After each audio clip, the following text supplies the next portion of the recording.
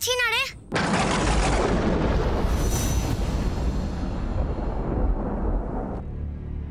দায়টা আমার। জমিদার হিসাবে নিরীহ প্রজাদের অনর্থের হাত থেকে বাঁচানোটাই আমার কাজ, আর সেই কাজে আমি ব্যর্থ হয়েছি। না না না জমিদার মশাই, এই দেখুন, আরে আমরা আপনাকে দোষ দিতে আসিনি, আমরা এসেছি আগে বিচার চাইতে। হ্যাঁ, সে আপনি যতই নিজের ঘাড়ে দোষ চাপান না কেন, আমরা তো জানি যে কার পাপে গাঁয়ের লোকেদের আজ মরতে হচ্ছে। কি ঠিক কিনা? ঠিক ঠিক, মাধব ঠিক বলেছে, এ সব লোকনাথের পাপের ফল। না, মাধব ঠিক কথা বলেনি। গায়ের প্রজাদের মতো গায়ের নিরীহ পশু পাখিদের বাঁচানোর কর্তব্যটাও আমার, আর সেই কর্তব্যে আমি গাফিলতি করেছি। তাই এই সমস্ত দায়টাই আমার। আপনারা কিন্তু শুধু শুধু ওই বাচ্চাটার উপরে দায় চাপাচ্ছেন। শুধু শুধু নয় জমিদার মশাই, মানে বাধ্য হয়ে ওইটুকুন বাচ্চার দোষীপনায় তো আমাদের প্রাণ একবারে ওষ্ঠাগত হয়ে পড়ে। আচ্ছা আপনি বলুন, কালকে ওকে কে বলেছিল পুজোর আগে ওই প্রসাদের খুঁড়িটাকে দুম করে ভেঙে দিতে? তাহলে কি আজকে আমাদের এই দিনটা দেখতে হতো? কে আর এখনো না জেনে কত কি দেখতে হবে। এই আজ সবে গায়ের পুকুরের মাছ মরেছে, কালো তো মানুষও মরবে। তখন কিন্তু আপনি আর সব দায় নিজের ঘাড়ে নিয়ে শান্ত থাকতে পারবেন না। শান্ত আমি নই চক্রবর্তী মশাই। গায়ের পুকুরে এরকম যে মাছের মড়ক লেগেছে, সেটা যে কোনো সাধারণ ঘটনা নয়, সেটা আমি জানি। তাই কারণ বিস্তৃতভাবে অনুসন্ধান না করে আমি কাউকে দোষী সাব্যস্ত করতেও রাজি নই। মানে কারণ অনুসন্ধানে নিতে কি হলো তা তো কিছুই বুঝলাম না। যা আমাদের একবারে চোখের সামনে। একটা কথা ভালো করে জানিয়ে দিই, जो अच्छा আরাধনা, জ্ঞান অন্বেষণ, বিতরণ, এসব আপনাদের কাজ। সেই কাজে মাথা ঘামানোকে আমি ধৃষ্টতা বলে মনে করি, কিন্তু আইন শৃঙ্খলা রক্ষা করাটা আমার কাজ, আর সেই কাজটা আমি খুব ভালো করে জানি। এই কারোর কোনো কথাতে কোনো রকম সিদ্ধান্ত আমি নেব না। যা সিদ্ধান্ত নেওয়ার আমি নিজে নেব। ক্ষমা করবেন কথা মশাই, পুকুরের জলে মাছগুলো সব মরে ভেসে আছে, তাই একটা সিদ্ধান্ত তো নিতেই হয়। বেশ, আমি এই মুহূর্তে যে সিদ্ধান্ত নিচ্ছি সেটা আমি আপনাদের বলে দিচ্ছি। নায়েব মশাই, আপনি আজ রাত্রি থেকেই ওই পুকুরের চারপাশে কড়া পাহারার ব্যবস্থা করুন,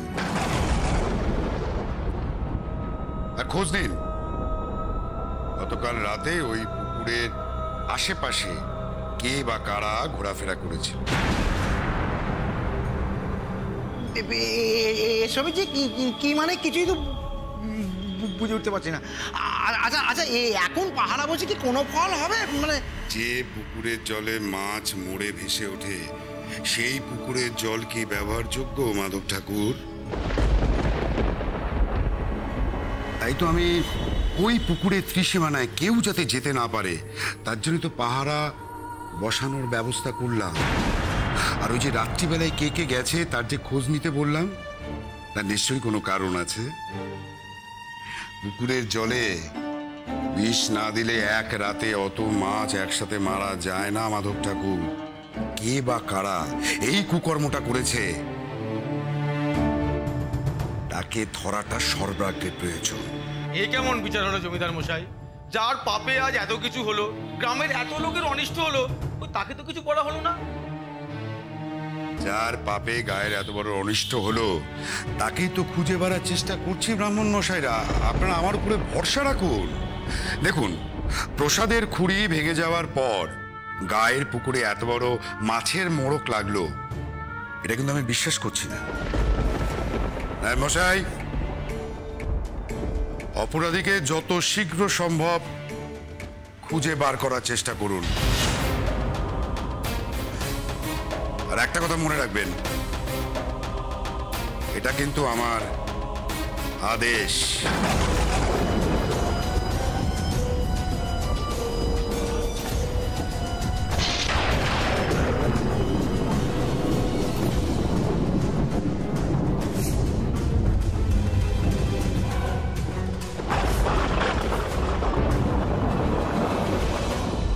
দেখলেন? কাণ্ড কানা একবার আপনারা দেখলেন? হ্যাঁ, আচ্ছা কি মুশকিল, চোর ঘরে রাঙিনায় দড়ি দিয়ে বাঁধা রয়েছে, আর বিধান হলো কিনা তাকে ধরে নিয়ে আসা। কি যে মানে আমার তো কিছু বলার নেই। আর এই জন্যই তো বলেছিলাম এখানে সে কিছু লাভ হবে না, ইচ্ছে বরং আচার্য দেবের কাছে গেলে হয়। অন্তত পুজোর প্রসাদের খুঁড়ি ভাঙার অপরাধের শাস্তির বিধান উনি কি করেন সেটা জানা। ঠিক ঠিক ঠিক ঠিক কথা। চলো আমরা আচার্য দেবের কাছে যাই। চলো। আচার্য দেব? হ্যাঁ চলো চলো চলো সবাই।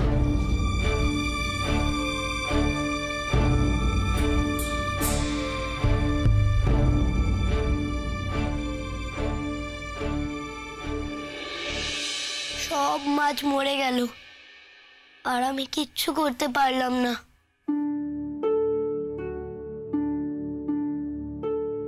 গুরুদেব, গুরুদেব আমি কি করবো আমি বুঝতে পারছি না গুরুদেব। আমি তো কোনো পথ খুঁজে পাচ্ছি না। ওরা সবাই মিলে আমার লোকনাথকে দোষারোপ করছে। ওরা জমিদারের কাছে গেছে লোকনাথের বিচার চাইতে, কিন্তু ওরা বুঝতে পারছে না যে আমার লোকনাথের জন্য এমন কাণ্ড করতে পারে না। আচার্যদেব, আমার মনে একই প্রশ্ন, সত্যি কি কারো পাপে এমন ঘটনা ঘটতে পারে? ওইটুকু ছেলে দোষীপনায় কোন ভগবান রুষ্ট হতে পারে যে এরকম মাছের মড়ক লাগিয়ে দেবেন?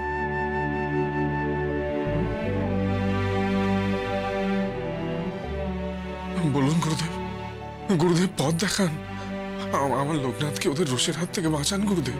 আচ্ছা মশাই, মশাই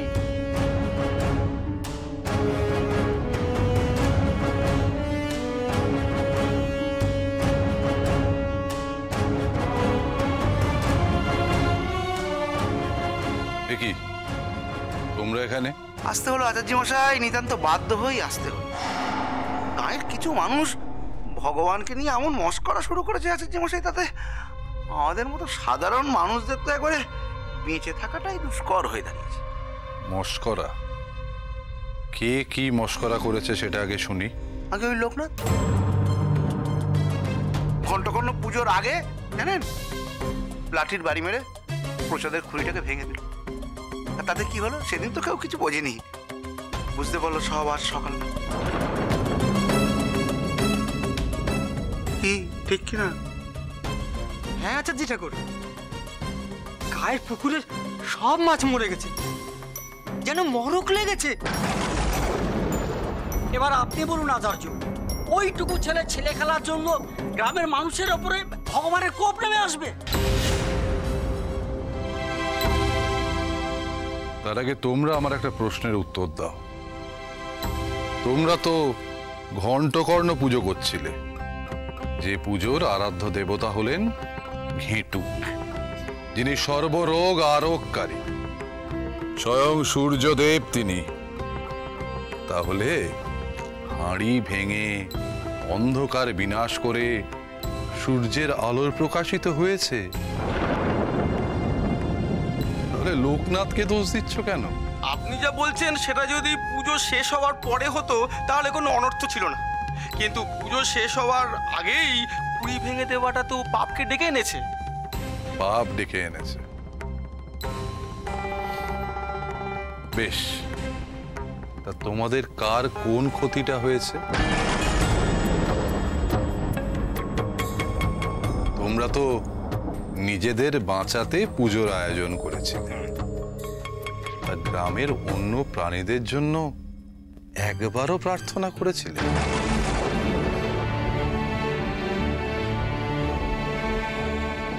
আচ্ছা এবার বলো, তোমাদের কার কোন ক্ষতিটা হয়েছে? তোমার তোমার কোনো ক্ষতি হয়েছে? তোমার কোনো ক্ষতি হয়েছে?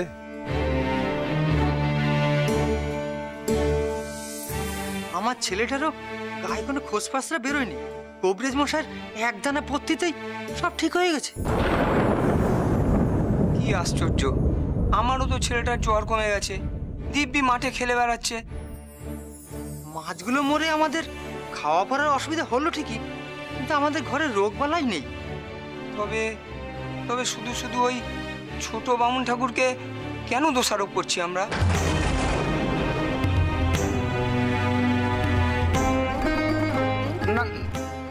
না না, এটা কেমন কথা? আরে গায়ে মাছের মরগ লেগেছে, লোকের খাবার জন্য মাছ জুটছে না, আর তোমরা এখানে ঘাত দোলাচ্ছ? হ্যাঁ মাধব,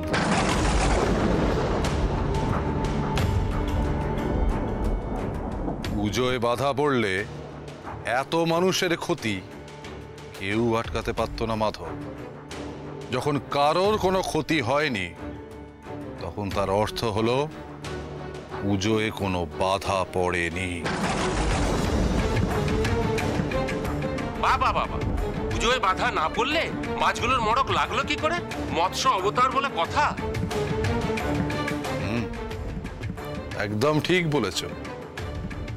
ঈশ্বর স্বয়ং মৎস্য অবতার হয়ে নিজের শরীরে বিষ ধারণ করেছেন, ঠিক যেমন নীলকণ্ঠ সমুদ্র মন্থনের সময় নিজের কণ্ঠে বিষ ধারণ করেছিলেন, ঠিক তেমনই। বিষ তো আর হাওয়ায় উড়ে এসে পুকুরে পড়েনি, নিশ্চয়ই কেউ তা মিশিয়েছিল।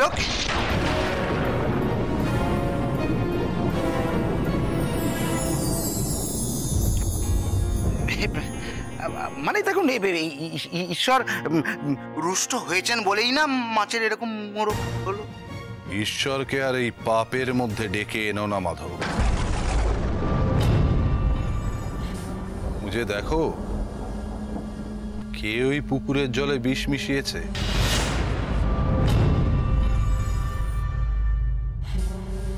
ঈশ্বর যদি রুষ্ট হতেন তাহলে কারোর পক্ষেই প্রাণ ধারণ করা সম্ভব হতো না। শুধু শুধু এই ছেলেটিকে দোষের ভাগী করো না মাধব, তাতে তোমাদের পাপের বোঝা আরো বাড়বে।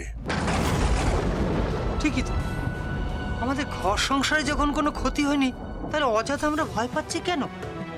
আর জমিদার মশাই যখন বললেন পুকুর সংস্কার করে দেবেন, তাহলে বৃথা সময় নষ্ট করছি কেন? চলো চলো, ঘরে ফেরা যাক। এ কি কাণ্ড হলো? তোমাদের জন্যই ছুটে এলাম আর তোমরাই চলে যাচ্ছ।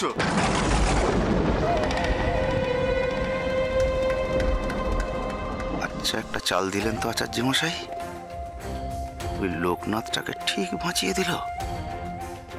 যত নষ্টের গোড়া দেখছি এই লোকটাই। আমার বীজ ধোয়াটা পুরো জলে গেল।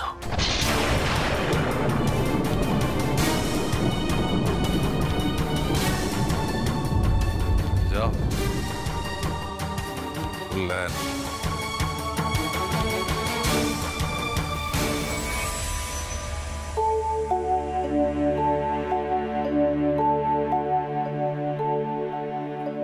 বাবা, অনেকক্ষণ তো কাঁদলি রে, চল এবার বাড়ি চল। ঈশ্বরের উপর ভরসা আছে তোরে, চল। কিন্তু বাবা, সব মাছ যে মরে গেল। থাক রাম, এ বেলাটাও আমার কাছেই থাক। ওর মনের ভারটা একটু কমুক, তারপর না হয় বাড়ি যাবে। আয় বেনি, আয়।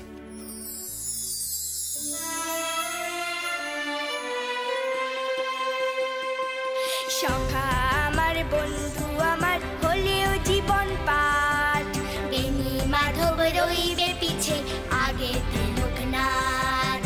বেনি মাধব রইবে পিছে, আগে লোকনাথ। বলরাম, ওকে আমার কাছেই রেখে যাও, কোনো চিন্তা করো না, এখানেও ভালোই থাকবে। আসলে কি জানো, মৎস্য তোমাদের কাছে খাবার মাত্র, কিন্তু ওদের কাছে সে হলো প্রাণ। প্রাণের দুঃখ ভুলতে একটু সময় দাও ওদের, একটু সময়। না না, বল, মনটা আমি কিছুতে স্থির রাখতে পারছি না। মনের মধ্যে কি হচ্ছে আমি তোকে বলে বোঝাতে পারবো না বড়। কিন্তু আপনি এইভাবে অস্থির হলে সমস্যার সমাধান তো আর হবে না। বড় বৌমা তো ঠিক কথাই বলেছে নিশি, তুই তো বলেছিস পুকুর সংস্কার করে দিবি, তাহলে কেন এত চিন্তা করছিস? আমার চিন্তাটাই তো তোমরা কেউ বুঝতে পারছো না। গায়ে মড়ক লেগেছে, মুখনা মাছের মড়ক। মানেটা কি তা তোমরা বুঝতে পারছো? অমঙ্গলের চিহ্ন, এটাই বলতে চাইছেন তো? একদম ঠিক কথা বড় বৌমা। আমার এতটা কাল হলো গায়ের পুকুরের মাছের এমন মড়ক এই আমি প্রথম দেখছি। পিসি, এই জন্য তো আমি এতটা অস্থির হয়ে পড়েছি। মাছে মড়ক লেগেছে, কত লোকের রুজি রোজগার নিয়ে টান পড়বে একবার ভেবে দেখেছো? এই গায়ের পুকুরটাকে সংস্কার করতে গেলে আমাকে অনেক টাকা খরচ করতে হবে, অথচ আমার কোষাগারে উদ্বৃত্ত কোনো টাকাই নেই। চারিদিকে কি করে যে সামলাবো সেটা নিয়েই তো আমি চিন্তা করছি। এত ভাবিস না বাবা, এত চিন্তা করিস না, একটু শান্ত হ, ভগবানের উপর ভরসা রাখ। দেখ সামনে গাজনের উৎসব আসছে, তুই ওটা একটু সামলে দে, দেখবি স্বয়ং মহাদেব তোকে রক্ষা করছেন।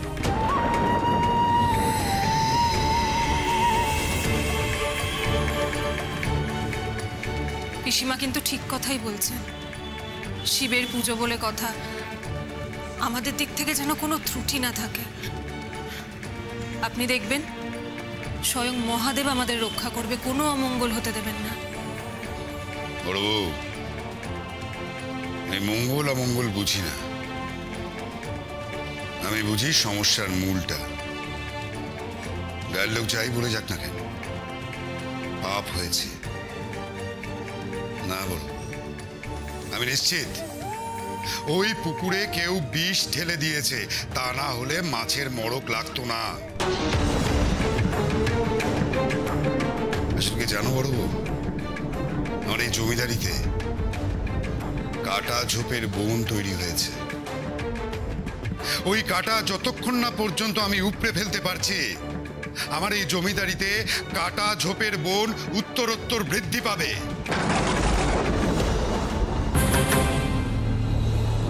কাঁটা আপনার গলায় আটকে, আর সে কাঁটা যে সহজে গলা থেকে নামাতে পারবেন না, সেটা আপনি খুব শিগগির টের পাবেন। শুধু চৈত্র সংক্রান্তির অপেক্ষা।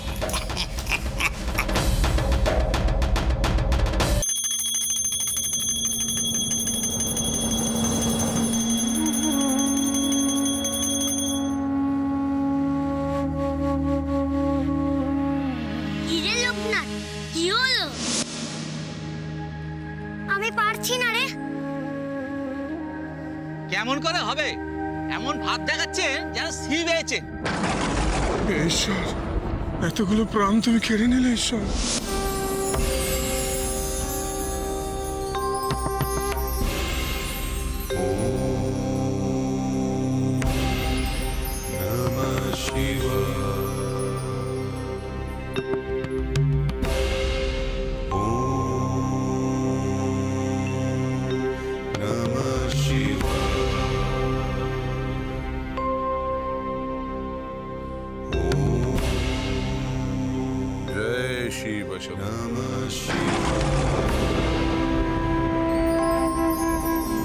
जय शिव शंभु। ওরে সুধা, কোথায় গেলি? নে ওদের প্রসাদটা দিয়ে দে।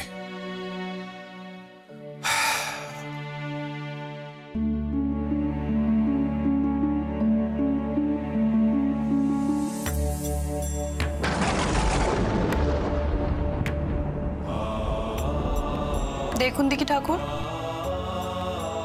কাকে পেশাদ দেব? যে অন্যদিন পেশাদের জন্য ঝাঁপিয়ে পড়ে, তার আজ পেশাদের দিকে কোনো মনই নেই।